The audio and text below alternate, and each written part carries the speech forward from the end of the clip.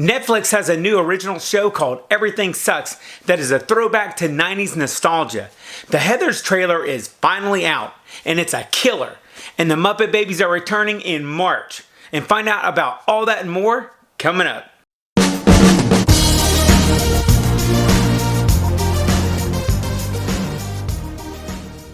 What up to my peoples? Welcome back to Retro Crunch, your nostalgia news show that's all about current pop culture, movies, music, and games that relates to all things 70s, 80s, and 90s. Well, I'm back from my England trip and so glad to be back in the good old US of A. I got tons of stuff to share over the next few weeks, but we've also got tons of news to go over, so we better get started right now. And first off, I want to talk about some movie and TV news. Netflix is about to hit all the 90s kids with a huge dose of 90 feels in February with a new original show called Everything Sucks. The story is set in 1996 Oregon and centers around the cliche conflicts of a high school AV club and their rival drama club. From the trailer, it looks like it's going to have a very distinct Freaks and Geeks vibe, but we're sure to see many other 90s themes and pop culture references throughout the show as well. The first season is going to premiere February 16th on Netflix and will be 10 30-minute episodes. And I'll link to the trailer for Everything Sucks in the description section down below. Next up, guys, there's a new horror movie coming out called Summer of '84 that looks pretty good. It's sort of a cross though between Stranger Things and Goonies, and it focuses on 4 high school students that are trying to solve a local murder mystery. I'm kind of thinking that if Mike from Stranger Things turns out killing all his friends, that's basically what this movie's about. It's basically Mike going around killing everybody from Stranger Things, and then them trying to solve it. Not sure about this one. If it would have came out 3 years ago, it would have been fresh and interesting movie. But with it coming out on the heels of the blockbuster Stranger Things, it may just be some tropes and gimmicks that we've seen recently. So it's going to be hard not to compare Summer of '84 to Stranger Things though.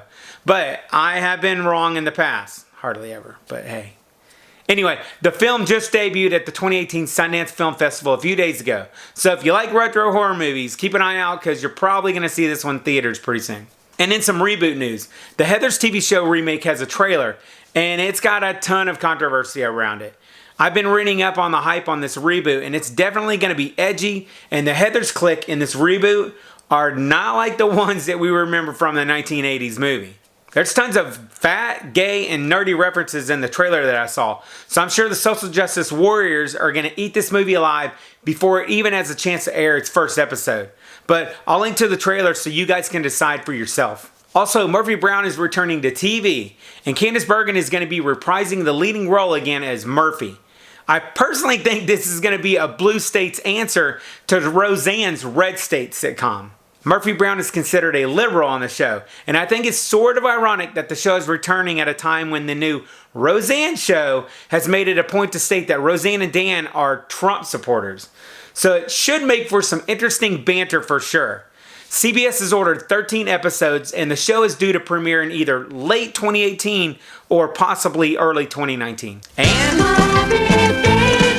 Muppet Babies are back. It's supposed to be debuting on Disney later this year. They're introducing a new character to the show called Summer the Penguin, and she's going to be replacing Skeeter from the original show. The new Muppet Babies is a CGI cartoon, so the look and feel of the show is going to be a bit different than the one from the 80s.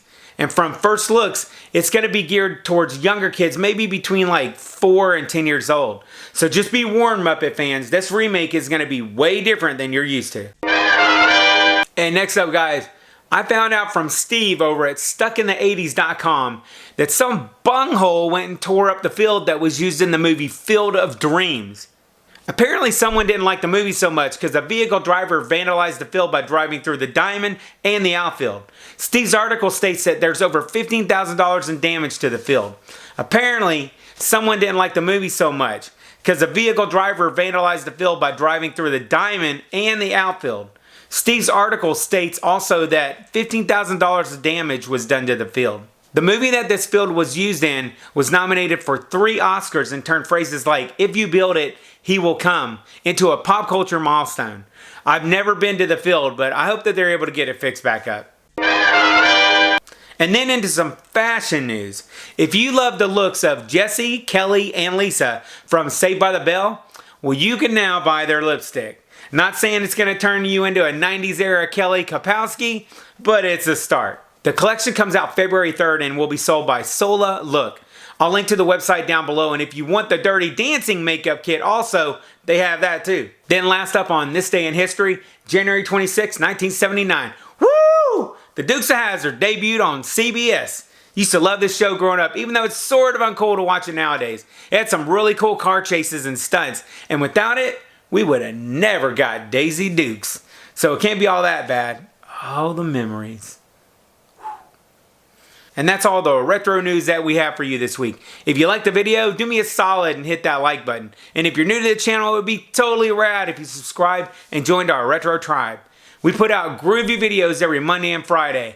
So come join the dark side. Alright, my fellow retro heads, I hope you enjoyed the show, and I'll see you guys in the next video. And remember, if it ain't retro, it ain't worth watching.